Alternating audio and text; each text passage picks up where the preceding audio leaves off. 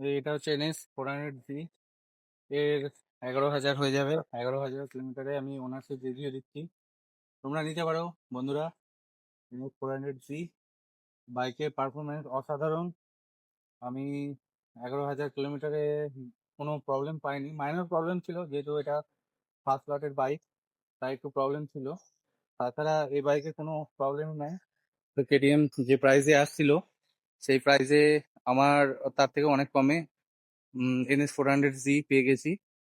আমি যখন নিই এই বাইকটা, তখন আমার পরে 2,30,000। আমি প্রি বুক করেছিলাম এই বাইকটাতে।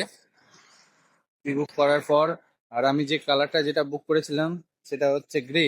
গ্রের সাথে যেটা গ্রিন হালকা গ্রাফিক্স থাকে, সেই কালারটাই আমি বুক করেছিলাম।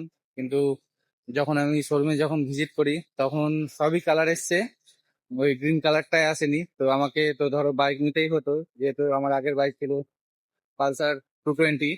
তো সেই 220 বিক্রি করার পর আমার কাছে বাইক নেওয়ার একটা তাড়াহুড়ো ছিল, তাই আমি NS 400Z আমি উঠিয়ে নিই শোরুম থেকে।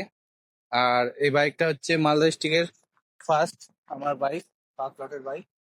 আমি তো বলবো যে এই বাজেট সেগমেন্টে সব থেকে বেস্ট বাইক।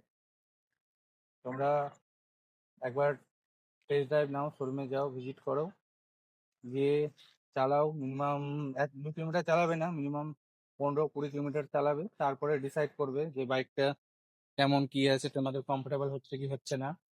একটা নতুন একটা পেজ আমি চালু করেছি, যে তোমরা চ্যানেলটাকে সাবস্ক্রাইব ফলো করো। টাটা। আর বাইকটা খুবই ভালো।